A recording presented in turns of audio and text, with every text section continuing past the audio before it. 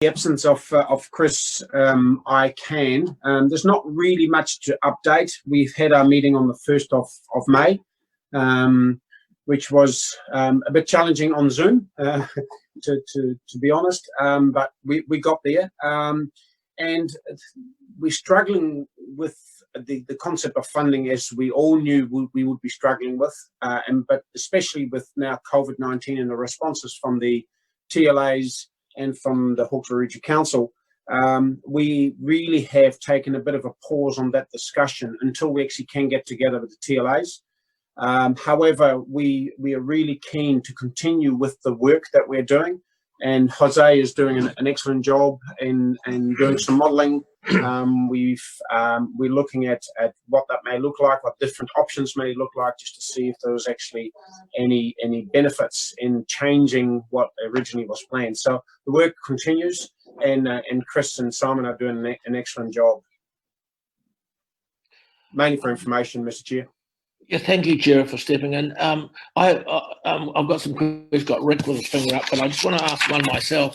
Can you clarify how we're struggling with the other partners in this?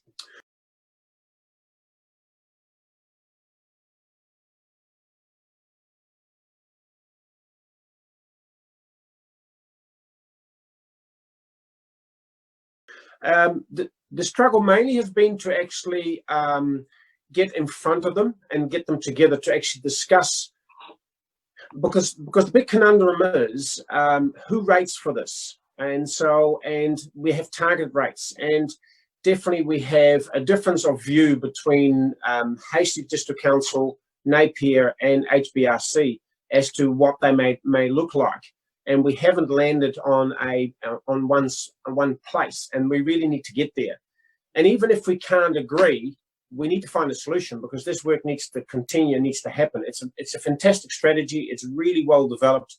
We've got a good project manager in Simon, and we would like to continue with this. And all the councils who are part of the Joint Committee do agree, but we have this disagreement as to where we sit. And this is for well before my time. We haven't had these discussions yet. I've had the discussion with the deputy chairs from Napier and from Hastings, and we have got a common agreement, but we still need to take their councils on board as well. So the next thing that we need to do, and James possibly will have a view on this, the next thing we need to do is actually getting in front of the councils and possibly get the councils together and actually come to a landing place. And once we've got a landing place, we then can move on with the work, which is actually very important, because some of this work actually is also in regards to recovery, is actually very important work as well. And James may have some points to raise.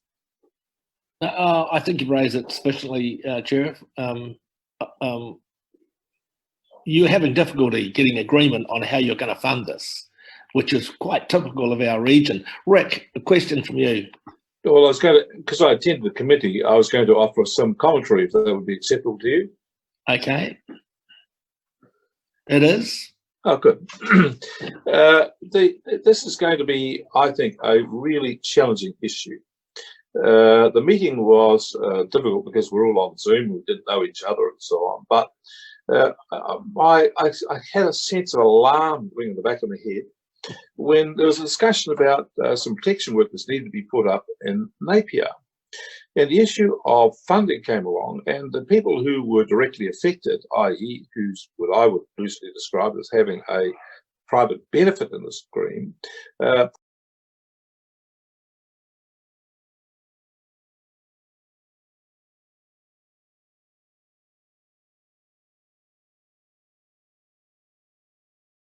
pointed to the fact that over the water was the port of Napier. And the problems with the erosion and so on were attributed to the port. That being the case, they couldn't therefore define who the group was. The rate then was made a general rate. So, end of story. Then we were told by the people of Napier they went through a robust process as required by the Local Government Act. Well, I have, like some of you on this meeting here, have worked in the Local Government Act in this area. And I can tell you that it ain't a science, it's quite a lot of other things. And it became really clear to me that we have got an emerging problem. The issue is fundamentally this, that the more people you have in the room to be able to point the finger at who paid the bill, the less likely you are to get people to agree on who's going to pay it. It's that inverse square law at operation. And I think the Local Government Act is deficient here. So I have in mind to work with Gerard and said to Gerard, what we'll do to work out this is that I'd like to have a conversation, the Minister and Gerard and I, to say, well, we've got an issue here about how we define the allocation, because we can't find this allocation, an allocation mechanism that works fairly. We're going to be in a worse position than we were over the funding of civil defence, where the regions in the end had to take it. The second thing is, I think we need to look for MFE, and we have to find a structure where we've got a series of lines that work out how these things are balanced in a way, so there's less ability to dodge. And I'd like to use this as a practical example to demonstrate where the current legislation and the current framework is weak. In fact, is a hindrance to us. If we can't solve this, we're not going to make progress forward here or in other places. And when I look at what's happening in other parts of New Zealand, it strikes me with alarm. So this is a problem, and I just thought the example we have with two councils and a regional council in the same area can't agree on how to fund it. If we can't fix this, we're in a very, very sticky, boggy situation going nowhere forward. So that was my intention, to work with Gerard to try and get some intellectual effort put on this. I see that James has got a furrow in his forehead and his finger up, and I'd like to hear what James has to say.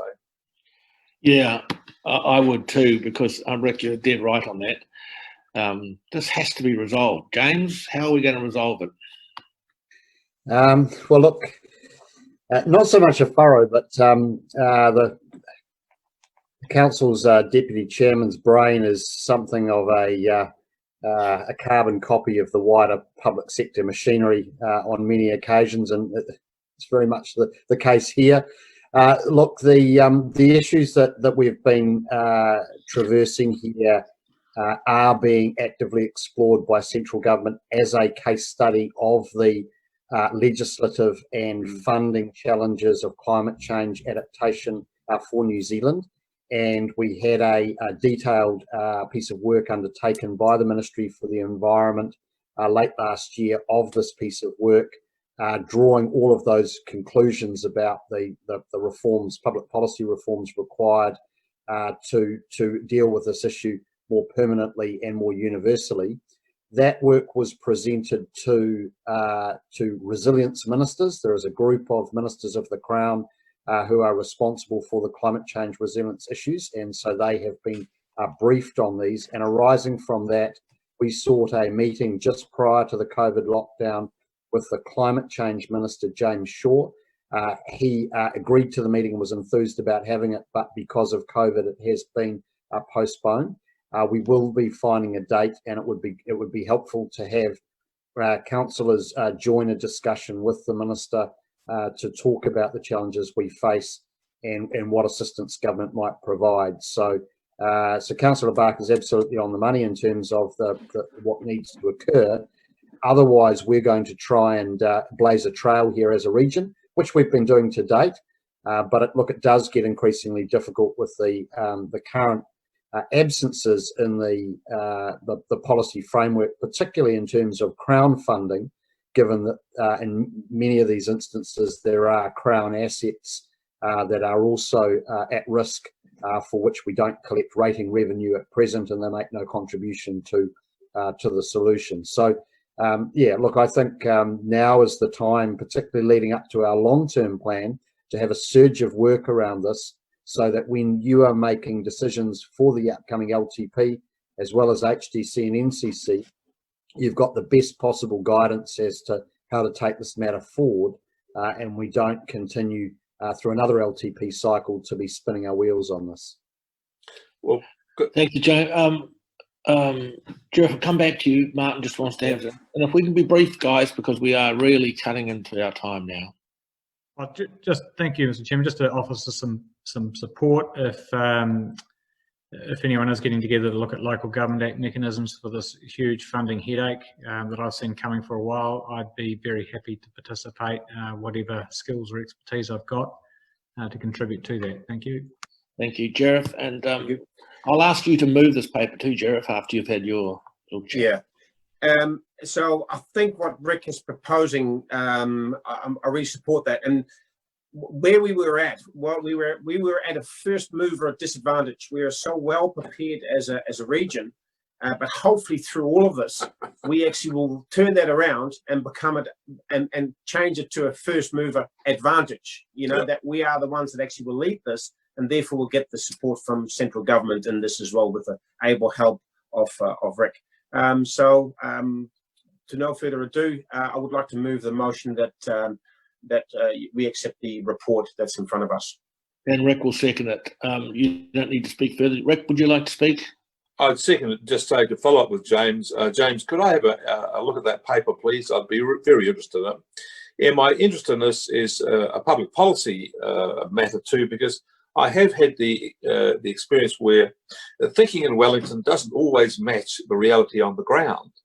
And so what I thought was a fantastic opportunity here is for the reality on the ground to be driven up and reflected into central government policy, and to have this sort of virtuous circle. We could be, if you like, the test bed for how this thing will work, because the current framework simply does not. And there is enthusiasm for this work. We need to be able to go forward, but we need a framework, and we can't just continually have every party pointing to the other and saying, well, it's your responsibility, or we don't want to do it, you'll have to do it. Because, of course, they're all, if I'm being perfectly cynical about this, looking to the Hawke's Bay Regional Council's balance sheet to say, well, you've got the money, we haven't got as much, so they'll be wanting us to pay, and if we don't do something here, we will be in a very unenviable position.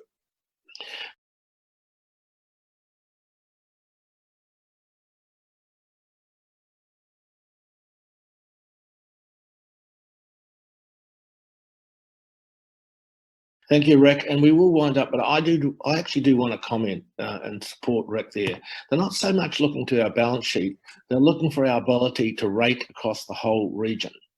So this is an absolute classic case where Hawke's Bay is so often the first mover. We're the first mover on another very potent issue that we're looking very smart in Wellington at the moment.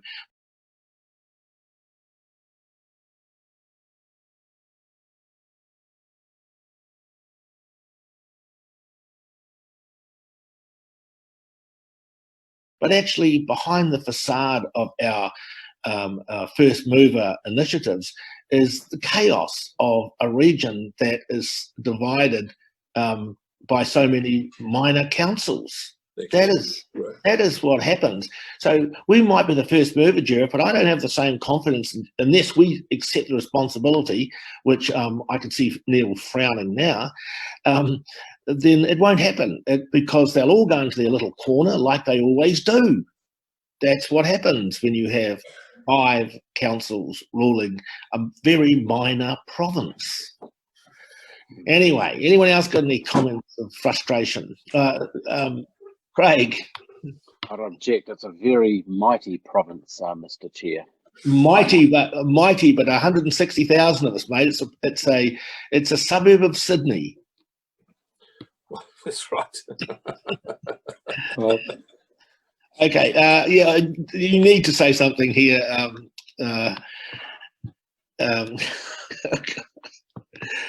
Craig is his name. No. Neil's the word you're looking for. Neil, I'm looking for your name. I'm having an Alzheimer moment, Neil. Yes, I know how that feels, Chair. Just a very minor comment, because it's probably a little more than just the rating issue across the region.